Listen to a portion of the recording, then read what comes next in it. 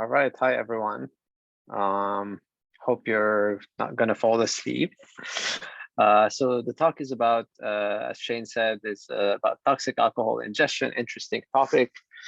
Probably not the most common disease you'll see in your career. I think I may have seen a few, and you'll understand later why I'm saying I may have seen a few.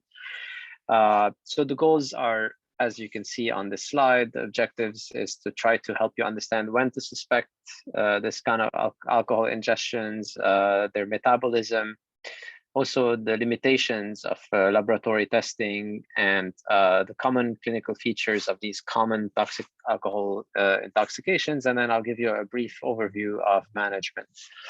So I'd like to start with a case. I'll give you a minute to read it. And Shane, if you can give us the voting for a poll. Someone wants to read also, feel free to do that.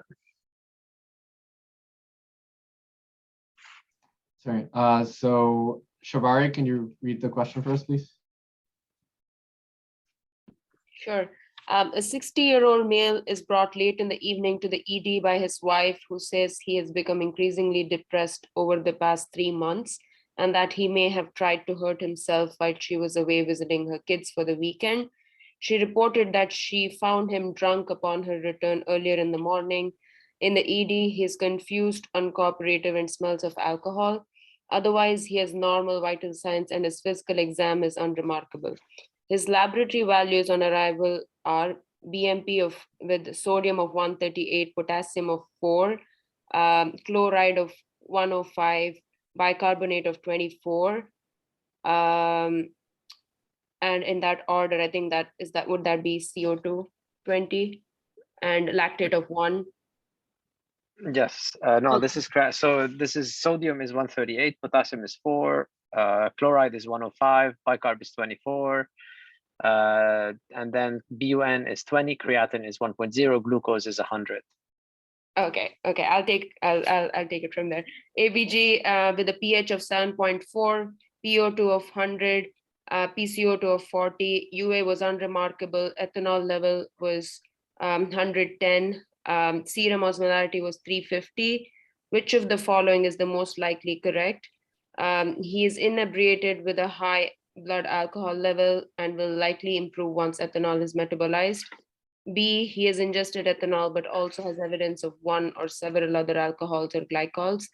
C, the absence of a high anion gap metabolic acidosis makes ingestion of methanol or ethylene glycol unlikely.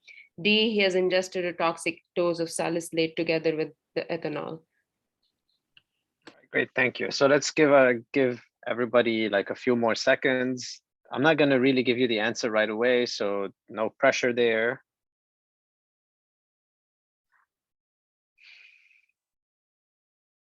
How many residents are present? So just so I can get a sense of how many answered.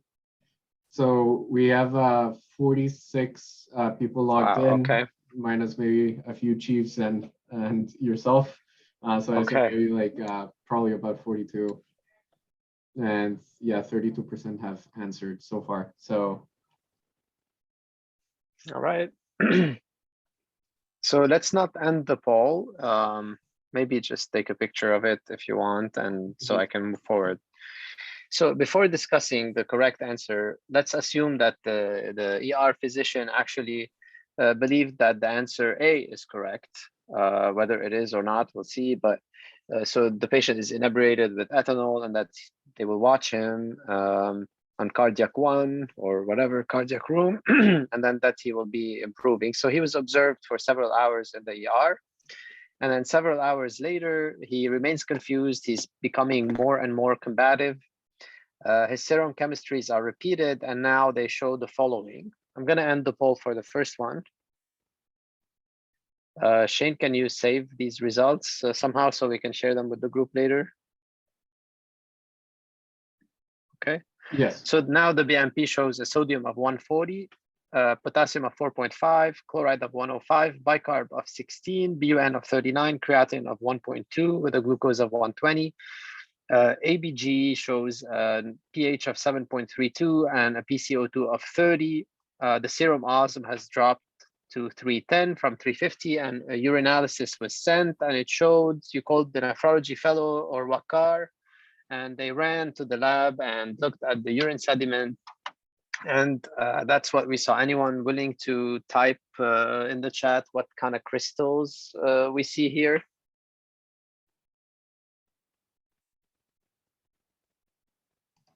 All right, so let's not waste too much time. So these are classic envelope or back of envelope appearing calcium oxalate dehydrate crystals. These are less pathognomonic of this problem that we're going to discuss, but they're also calcium oxalate crystals. They're more needle shaped, they're monohydrate, also dumbbell shaped. They can be a dumbbell shaped crystals as well. So these are calcium oxalate. So these are the same labs that I showed you earlier. Now let's take another shot at it. What is the most likely cause of the patient's change in mental status while he's in the ER? Option A, developed lactic acidosis. I didn't give you the measurement, may or may not be. Option B, the patient has developed metabolic acidosis secondary to glycolic and oxalic acid. He has developed ethanol withdrawal syndrome for option C. And D, he may have also ingested salicylate in addition to ethanol and now has a salicylate-induced high anion gap metabolic acidosis.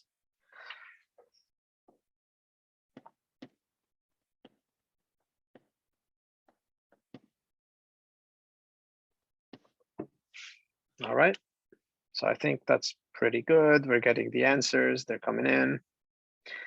All right, so before we answer the second question, let's go back to the first question. So these are the initial set of labs. As you see, the patient had no acid-base disorder. I mean, the pH was normal, PCO2 was normal, bicarb was normal. There is no anion gap. If you believe me, I came up with it, so there's no anion gap here. But he did have an elevated osmolar gap.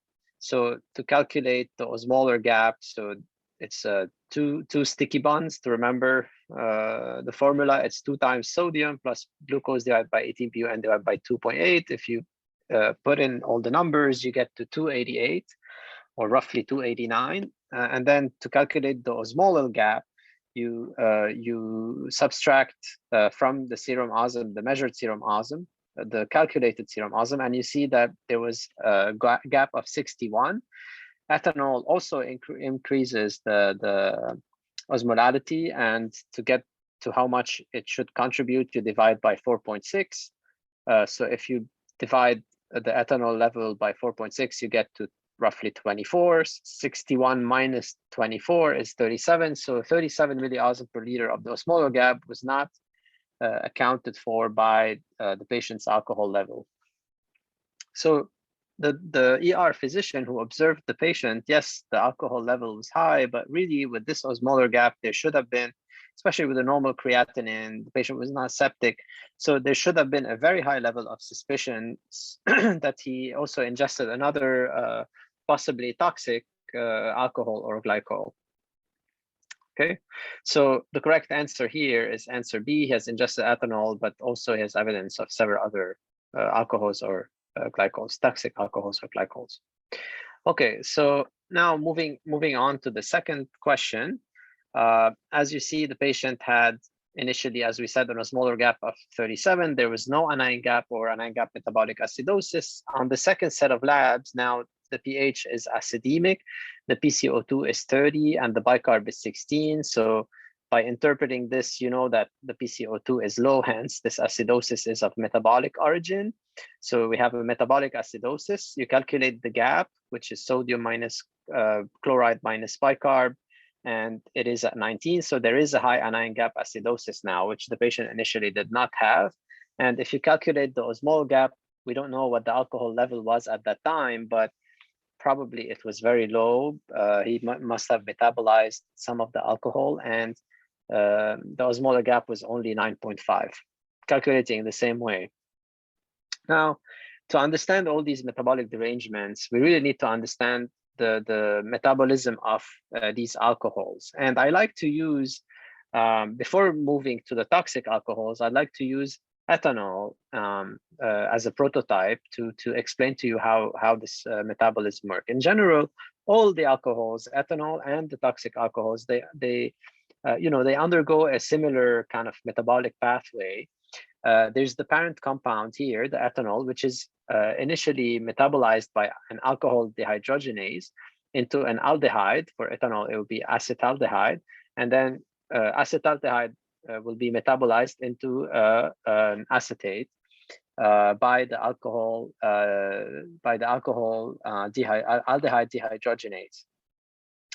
And then, acetate is further, or the other aldehyde is further metabolized.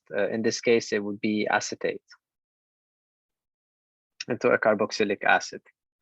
So, just to give you a little bit of further, if you will, a pearl. In the case of ethanol, the parent compound, ethanol itself, is inebriating, and that's also similar for other toxic alcohols. And then it's metabolized by alcohol dehydrogenase into acetaldehyde, which really is what gives you the hangover the next day, or a big part of the hangover is caused by that. And eventually, this acetaldehyde is metabolized through the aldehyde dehydrogenase into acetic acid, which is more hydrophilic, and so it's easily excretable by the kidneys. So typically, you don't get acidotic from acetate because acetate is used as a substrate. It's one of the substrates for the Krebs cycle. So in the case of ethanol metabolism, this metabolite is further metabolized, and it doesn't build up. It doesn't cause an acidosis. I mean, you still can have acidosis if you're, if someone has drank a lot but hasn't eaten and is starving. So you could have kind of an alcoholic ketoacidosis, and in that case, you would get acidotic. But otherwise, you shouldn't. So that is really the alcohol metabolism in a nutshell. And then, another clinical pearl that is not really directly connected to this topic, but if you are familiar with the sulforam, it is a medication that is used to deter individuals or alcoholics from further drinking. The way it works is that the sulforam would inhibit your aldehyde dehydrogenase, leading to more buildup of acetaldehyde. So it prolongs this feeling of hangover from drinking alcohol, with the hope that this will deter the patient or the individual from wanting to drink in the future. Interestingly, also flagyl can also have this as an unintended consequence. So it's really important to tell your patients not to drink when they're taking metronidazole, unless you really don't like them and want them to not feel very good. All right, now let's take a look at the toxic alcohol metabolism. Here you see the metabolic pathway for all the toxic alcohols. And again, it's very similar to the metabolism of ethanol. So first, we have the ingestion of these toxic compounds, ethylene glycol, methanol, propylene glycol, diethylene glycol, and isopropanol. And all of these compounds are directly inebriating. However, they're not really toxic in and of themselves, except for isopropanol. Alcohol dehydrogenase or ADH will metabolize them into an aldehyde, and then subsequently an aldehyde dehydrogenase will metabolize them into these acetic acids, or in the case of alcohol, or into byproducts that are actually toxic. So in the case, for example, in these enclosed boxes, these are the metabolites that actually cause damage. Again, isopropanol by itself can be toxic, and it's directly metabolized by alcohol dehydrogenase into acetone without a second enzyme participating. And alcohol dehydrogenase is also a target that I'll show you later, a target for therapy, like for mepizole or ethanol by itself, which is no longer used, but that blocks basically alcohol dehydrogenase, and it delays or doesn't allow the production of these toxic metabolites. Now, as you see, initially, all these toxic alcohols will elevate the serum osmolar gap. But once they are metabolized into their organic acid metabolites that are toxic, the osmolar gap will start decreasing. And instead, an elevated anion gap metabolic acidosis will develop because of these metabolites. Now, if you want to go back to our patient, he had features of inebriation.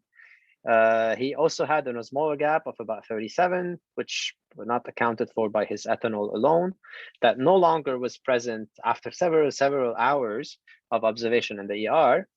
He subsequently developed oxalic acid crystals on the UA and a high anion gap metabolic acidosis. So all of these are suggestive of ethylene glycol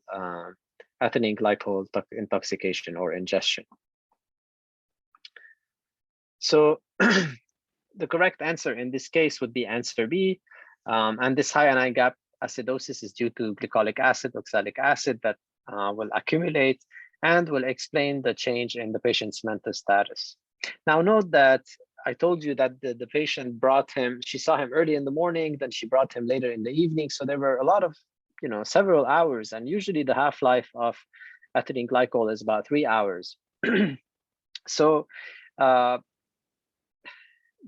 say for example, if the patient was brought to the ER later in the evening, we would probably have not seen, meaning at the time that we had the second set of labs, we would probably have not seen an osmolar gap. So in the setting of a toxic alcohol ingestion, an osmolar gap may be normal if there has been enough time that passed until the patient presented. But there are also another situation. There's also another situation where we see that, and that is when every one of us has a different kind of baseline osmolar gap. We can have even a negative osmolar gap, and it ranges between 15 to 10. So if the patient came later, like several hours after they ingested the toxic alcohol, and you draw the blood, and their baseline osmolar gap is minus 15, and actually this toxic alcohol has increased their gap by say 20, then their osmolar gap will be 5, and you'd think that it's a normal osmolar gap, which is a challenge by itself, because a normal osmolar gap cannot rule out toxic alcohol ingestion necessarily, and it's something important to remember in clinical practice. Of course, on the boards you will have an osmolar gap, but the reality is different, and that's why diagnosing this kind of intoxications is very challenging. So here what I'm showing you is the time course of the osmolar gap and then of the anion gap acidosis. So in toxic alcohols, the osmolar gap is very prominent early on, because of the accumulation of the toxic parent to alcohol, and then as this molecule is being metabolized, you start seeing the oxalic acid or the formic acid, etc., which will raise the anion gap progressively as the osmolar gap decreases. So it's very important to also remember that it is very, very common to have ethanol ingestion with alcohol, with the toxic alcohol ingestion at the same time. And what is striking in our patient is that it took him a very long time to metabolize the ethylene glycol, right? So initially he didn't have any acidosis, but it took him, say, around 12 hours of observation in the ER to start showing you this anion gap, which is surprising because the half-life of ethylene glycol is anywhere between really 2 to 6 hours. On average, we think about it as 3 hours. And the reason why you don't see right away this anion gap is because ethanol impedes the metabolism of ethylene glycol, meaning when you give ethanol, which could be also a treatment, alcohol dehydrogenase is preoccupied in metabolizing alcohol, and the ethylene glycol is still hanging in the serum and causing a high osmolar gap without an increase in anion gap. And as you see in these dashed lines, with co-ingested alcohol, the osmolar gap lasts much longer, and the anion gap takes much longer to start appearing. Questions still here? Okay. So just some caveats. As I told you, you can't rely just on the osmolar gap. An elevated osmolar gap or even an anion gap does not always also indicate toxic alcohol poisoning. Just like I told you, you cannot rely on it to rule it out, but also you cannot rely on it to rule it in. This double gap, if you will, the osmolar gap and the anion gap, is also seen in severe lactic acidosis, ketoacidosis, in advanced chronic kidney disease and ESRD, and in sick cell syndrome, which is really a syndrome that we see in the very critically ill. There's the problem here is the sodium-potassium pump that is malfunctioning, and it leads to a redistribution hyponatremia with an increased both anion and osmolar gap. But the osmolar gap in these cases, all of these cases, it rarely exceeds 20. So when you see a very, very high osmolar gap, you want to think, and that's when you should suspect toxic alcohol ingestion, of course, in the setting of history that is congruent. All right, so now let's talk about each and one of these toxic alcohols, how they present, and then what are the things to remember, especially for the boards, the highlights, or the things that you should know that may be present on your examination. So we already discussed ethylene glycol. The most common source is antifreeze and certain engine coolants. Besides what I told you, the osmolar gap and the high anion gap acidosis that it can be caused, there's, as we said, also calcium oxalate crystalluria. But another tip to suspect that in the right context is having on the ABG a very, very high lactate without an acidosis necessarily, especially in the beginning. Our patient had initially, on initial testing that I showed you, I think it was 1.0 or something like that, 1.2, sorry, it's basically a normal lactate. But what happens in ethylene glycol, also when you test it on the ABG, the point of care, lactic acid, it interferes with the enzyme, the lactate oxidase reaction. So this causes a falsely elevated lactic acid because it cannot differentiate between the glycolic acid and lactic acid. They only really differ by one methyl group. So the machine is tricked. To confirm, you check lactic acid in the serum and you would see a normal lactate. So maybe a lactate gap, if you will, a triple gap. Think about ethylene glycol. So it's in our hospital also, and in hospitals where you have both methods, a large difference between the rapid point of care testing and the lactate measurement by lactate dehydrogenase strongly suggests ethylene glycol poisoning. Very few things give you this kind of problem. Oxalic acid, as we said, deposits in the kidney can cause AKI, but also can deposit in the lungs, in the heart, and cause hemodynamic instability, etc.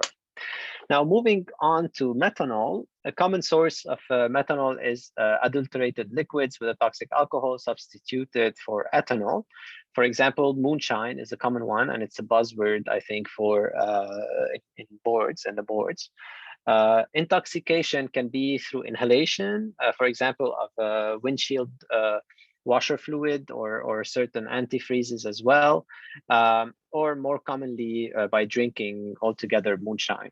The clinical findings usually develop, and they takes like 6 hours and it lasts 24 hours, but they can also be delayed, just like ethylene glycol, by as long as 72, 96 hours or more, if there is ethanol ingestion as well. The two main problems that we see with methanol, and these are also, especially the first one that I'm going to mention, is very commonly presented in a question on the boards, is decreased vision, and it's called a snowstorm vision. Like everything is blurry and fuzzy, and this is because the formic acid that is produced by the metabolism of methanol is very toxic to the retina, and it can also lead to optic neuropathy and blindness if it's not treated promptly. Another one, less common on the boards but quite dramatic, is what we call a putamen crisis, which is basically the necrosis and the hemorrhage of the putamen, which can lead to Parkinson-like features, and even in some cases it can basically cause a coma state. Other problems that can be seen with methanol could be abdominal pain and massive GI bleed because of basically a hemorrhagic gastritis. So you see severe abdominal pain and inebriation as a major feature. Here, the key laboratory findings also include an osmolar gap and or a high anion gap metabolic acidosis, just like the ethylene glycol, but you do not see the lactate gap, if you will, and you do not see calcium oxalate crystals. Right. Then the third common one is isopropyl alcohol or isopropanol. The most common reason or source of intoxication is rubbing alcohol and hand sanitizers. Isopropanol actually causes also inebriation and depressed sensorium, but the cardinal feature of it when the levels are very high is a severe respiratory and cardiovascular collapse. And abdominal pain too. Usually here it is due to pancreatitis as opposed to the gastritis and gastric bleed in methanol intoxication. Another tip, also you see osmolar gap, and as we said, isopropanol is directly metabolized into acetone. So one important finding is that an acetone that is very, very high acetone level, that is more than say 100, will falsely elevate the creatinine in the blood. So you see the BUN not bulging, but the creatinine is going up, and that's also because of interference of the acetone with the assay that we use to measure creatinine. So you would see a fake AKI. That's another important hallmark, for isopropyl alcohol. Another very important one is that unlike ethylene glycol and methanol, isopropyl alcohol does not cause anion gap metabolic acidosis, and that is the reason for that is that acetone itself, it is a ketone, but it's not a carboxylic acid. And unlike, say, acetoacetic acid that you see in DKA, for example, acetone itself does not cause acidosis. So what you would see in isopropyl alcohol intoxication, you would see ketosis without acidosis and a smaller gap. Again, depending on when the patient is presenting and if they co-ingested alcohol or not. So, but for the boards, you would see osmolar gap without acidosis, whereas for ethylene glycol and methanol, for both, you see an osmolar gap and a high anion gap metabolic acidosis. All right, then less common ones, but I think it's interesting to talk about. We see this less and less. Propylene glycol intoxication. Propylene glycol is also used in antifreeze, but it's technically marketed as the safer option than ethylene glycol, but really it's not that safe. It causes the same high anion gap due to lactic acidosis, basically D-lactate and L-lactate in this case, because of the metabolism, and an osmolar gap because of the presence of propylene glycol. It's actually the more common scenario where, especially on the boards, where you would see propylene glycol intoxication is an iatrogenic situation. Notoriously, lorazepam is mixed with propylene glycol, but really you need to have an adult patient being on such a long time on such a high dose of propylene glycol of lorazepam to get this intoxication. Doesn't really become a concern until you use doses like 10 milligram an hour, and that you should use it for many days to see this intoxication. But that being said, it's important for us to be aware of this and to keep it in mind when we're dealing with patients who, could be more vulnerable to such intoxications because they can't clear the metabolite, such as patients with renal failure or even CKD, or those who have poor liver function. And kids as well are more prone to this propylene glycol intoxication. And lastly, so propylene glycol, you also see the same double gap, increased osmolar gap and lactic acidosis. And a prominent feature of it could be AKI. Lastly, the ethylene glycol, which is seen again in adulterated liquid medications and in certain brake fluids, would have, again, a double gap, just like other toxic alcohols, except besides isopropanol. The cardinal features are GI symptoms as well, and a very, very severe AKI. It happens usually 8 to 24 hours after the exposure and typically requires dialysis. And the reason for dialysis would be the severity of AKI more so than the intoxication itself. And then the CNS depression and coma state can occur, and it takes many days for it to actually occur and be seen given this very high molecular weight.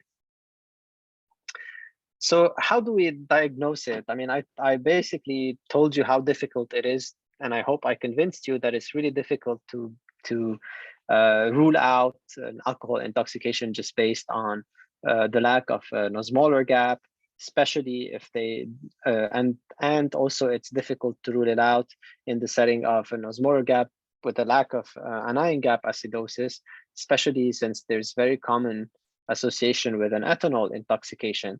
So how do we actually diagnose that? And the answer is we don't have really good tools to diagnose it and to confirm it. It's really important to take a good medical history and hopefully have family members or significant others present who can tell you that these patients are depressed, they drank something, they were in their garage. I mean, we don't see that often in New York, but you know, history taking is really important. And because of the non-specific clinical findings and the potential delay between when they have ingested this toxic alcohol and when they start having symptoms, you know, a history of exposure remains the single most important diagnostic tool. And there are multiple tests that have been suggested. For example, a Wood-Lamb's technique to detect fluorescein in antifreeze or ethylene glycol, but it has a lot of false positives, and it's really an unreliable test. Another one is a kind of alcohol screen that has a panel, but it detects really ethylene glycol at extremely high concentrations only. And other ones, some that are you know, that are available for animals, and it does have some capacity to detect ethylene glycol, but really the only good test is testing the levels in the serum, but by liquid chromatography.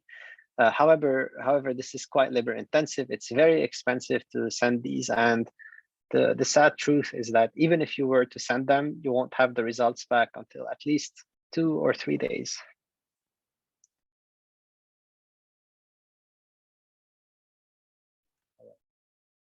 So really, this is to show you that there is an unmet need for simple, quick and inexpensive tests to detect this and to measure the levels of toxic alcohols. So it goes down to history taking, high suspicion based on the presentation, and interpretation of the osmolar gap and anion gap acidosis. All right, so here's another case. I'm going to read it. So family members discover a 35-year-old man in his garage, confused and poorly responsive. The paramedics were able to find a suicide note and an open jug nearby of some substance that they couldn't identify. The patient was brought to the ER. His vital signs were stable except for tachycardia. He was inebriated clearly, and then his labs showed the following. He had normal sodium, a potassium of 3.2, bicarb of 10. His ABG is consistent with a pH of 7.1. So he had an calculated osmolarity was 290. The measured was 350. So there was a gap of about 60. And then the question is, you suspect a toxic alcohol ingestion. What is the most likely toxic alcohol ingestion in your opinion? So I'll give you a minute to answer.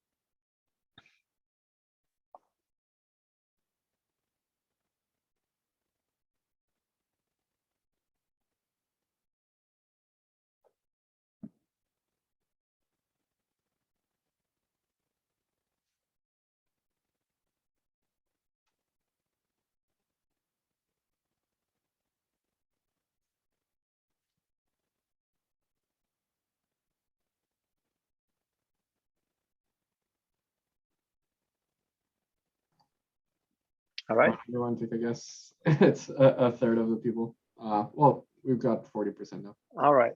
Okay. So the most common answer was answer G and H. We have a tie, either A or D, or it could be any of the listed toxic alcohols. Okay, so let's just go back to, let's try to answer it. All right, so this patient actually had an osmolar gap, right? We said it was about 60. So having an osmolar gap, and also was having a high anion gap metabolic acidosis, if you calculated that. Oops, sorry. So the patient does having an anion gap acidosis can help us eliminate to a certain, to a certain extent isopropyl alcohol, right? Because it's metabolized into acetone, and then as we said, acetone does not cause acidosis, and it will be metabolized and eliminated without causing an acidosis, unlike all the other toxic alcohols. So we can eliminate B. We can also eliminate anything that has answer B. So we can eliminate B and E. The anion gap acidosis is interesting that the patient also did not have a lactic acidosis, right? So there is an anion gap acidosis without with a normal lactate, and as we said, this makes propylene glycol, which is metabolized into D or L lactate, also not a possibility. So that eliminates answer C. So we're left with ethylene glycol and methanol. With the information that I gave you in the question in the STEM, it's really difficult to differentiate ethylene glycol from methanol, which would have a similar sort of presentation in the beginning. They have similar labs. So I think in my mind, the correct answer would be answer G. I don't know how we can delete those. So, all right. So the correct answer is actually G. You can eliminate by the lack of lactic lactate with a normal anion gap acidosis. That is suggestive that propylene glycol is not one of the options. And as we said, isopropyl alcohol does not cause an acidosis. So that helps you at least narrow down the two to 2 out of 4. And diethylene glycol, I didn't include it, but we don't have a scenario. The scenario doesn't really, like there's no propofol infusion or anything. All right, so now another poll. What would you be your next steps in managing this patient? Again, anion gap acidosis, osmolar gap of 60, fairly high. The patient is inebriated. He's starting to develop AKI, and the pH was 7.1 or something. So what would be the next step in managing this patient?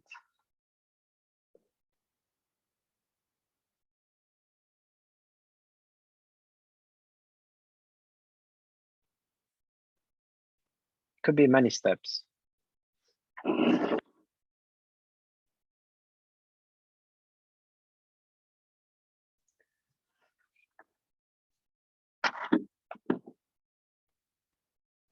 All right, so most people answered answer E, which is a combination of a sodium bicarb drip and option C, which is fomepizole with hemodialysis.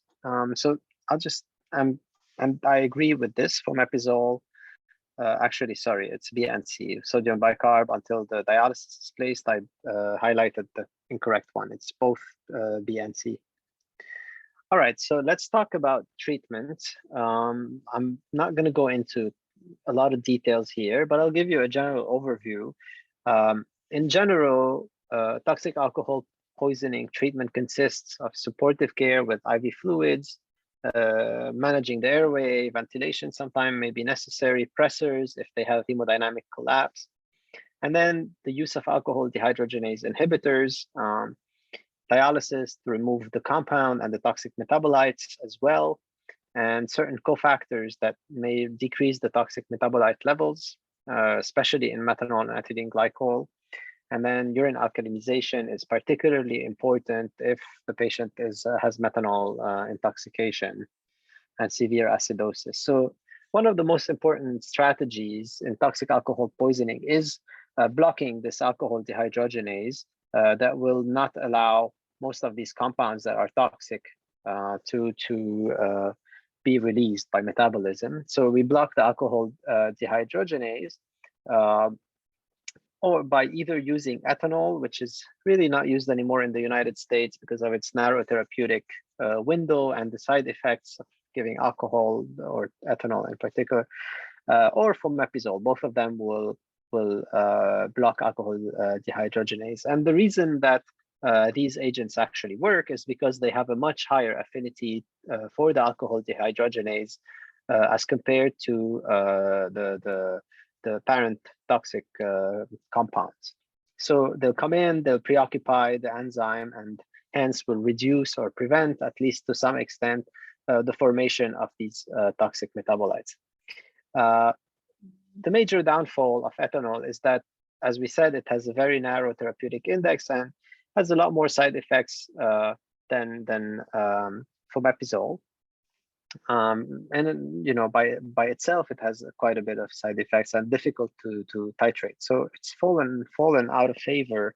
It is may still be used in certain areas of the world where the resources are limited. But otherwise, the cleaner drug is fomepizole, and it's the mainstay for ADH inhibition. It was actually specifically designed as an ADH inhibitor and is FDA approved to be used for both methanol or ethylene glycol toxicity. And it is more effective than giving the patient ethanol. Ethanol can be given PO or IV, but ADH has 1,000 to 10,000 or 8,000 times more affinity for ADH. So it's really, really much more effective. It is given as an IV injection. Usually you should give a loading dose. And then after you do the loading dose, you give a maintenance dose of 10 milligram per kilogram every 12 hours. If it's continued for a long time, meaning more than 48 hours, you should increase this maintenance dose because fomepizole has the ability to induce its own metabolism. So you have to give them more to maintain a therapeutic target or therapeutic range. Also, if the patient is undergoing dialysis, most patients do, depending on the clinical picture and what nephrology and poison control recommends, you should give it after dialysis because it's dialyzable, and hence you'd be wasting a lot of the dose for nothing. Very few side effects, if any. The major drawback is that it's quite expensive every gram. So say a 70 kilo patient would need 1 gram. So every dose is about $1,200 to $1,500. So imagine if you're loading, then giving twice a day for many days to block ADH, your treatment alone is costing about $20,000 to $30,000 here.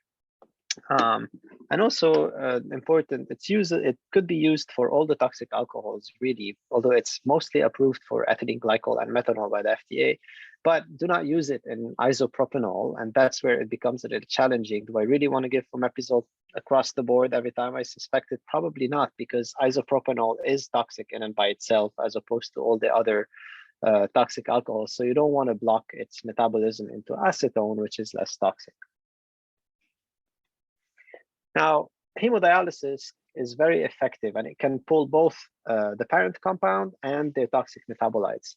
There is an association or a committee called XTRIP that has a lot of toxicologists and nephrologists together that write guidelines, or sort of, if you will, some recommendations for when to use dialysis at what levels. And there's not really a lot of consensus there. But in general, the indications for dialysis include severe metabolic acidosis with a high anion gap acidosis, or the evidence of end organ damage, such as visual changes in a patient where you're suspecting intoxication, which usually is due to the formic acid from methanol intoxication, or renal failure. And these are absolute indication, more or less, with a grade of like 1D, for example, if the patient is known to have methanol or ethylene glycol, or even diethylene glycol ingestion. Now, if you don't have proof or history corroborating that, or if you don't have levels, some ERs actually do have the capacity to send levels right away, but we don't. Most hospitals don't. So if you just have a suspicion, then the indication would be severe, otherwise unexplained anion gap acidosis with a significant plasma osmolar gap. If your suspicion is very strong, you just any abnormal pH warrants treatment, especially that, for example, if the patient were to have methanol intoxication and they start having an acidosis, that means formic acid is present in the blood, and it's extremely toxic to the eyes and can lead to blindness. So a mild acidosis is enough of an indication for dialysis. If the pH is less than 7.1, and in case you would dialyze in case the suspicion is pretty weak, so you tolerate a little more acidosis in that case.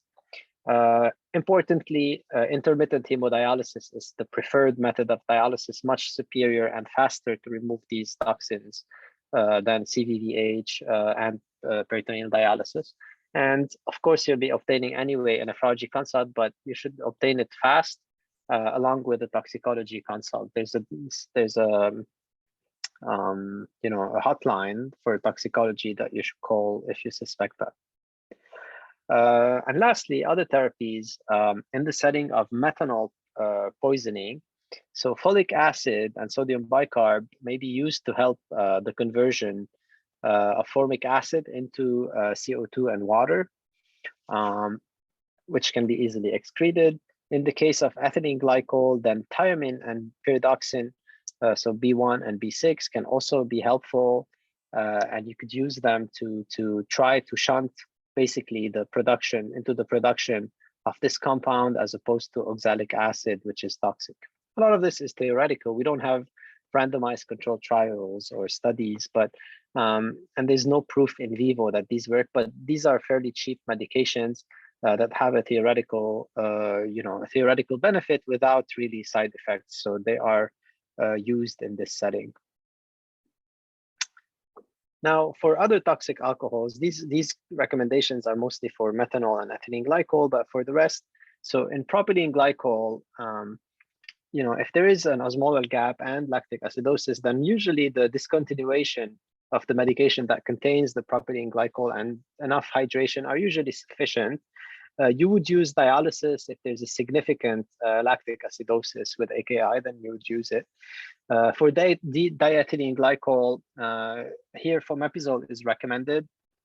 The poisoning is usually very severe, and the hallmark is typically a severe renal failure. So you would use fomepizole, but also dialysis is typically necessary. And lastly, for isopropanol, the supportive measures are enough. You may want to consider if dialysis, if there's severe acidosis that is not responding to treatments, or the levels, if you were to have them in the serum, are extremely high. Unlike all other toxic alcohols, you should not use fomepizole here because you would keep isopropanol more longer in the system. So it's not only unnecessary, perhaps also toxic. So just to summarize, I hope I convinced you that these toxic alcohols have severe morbidity and mortality. All of them cause a double gap, meaning an osmolar gap and an anion gap acidosis, but keep in mind that it's not necessarily at the same time. It depends a lot on the timing of after the ingestion and if they had alcohol ingestion as well or not. This is true for all of them except for isopropyl alcohol, which would only have osmolar gap. And this is really, I think, the most common question that is asked on the boards. Like they will give you a picture of inebriation, found drinking something, we don't know what it is, but they have an osmolar gap without an anion gap acidosis, and the answer would be isopropyl alcohol. And if it's a treatment question, then you should avoid giving, you don't need to give fomepizole in this scenario. As we said, co-ingestion of alcohol is frequent and it delays the metabolism.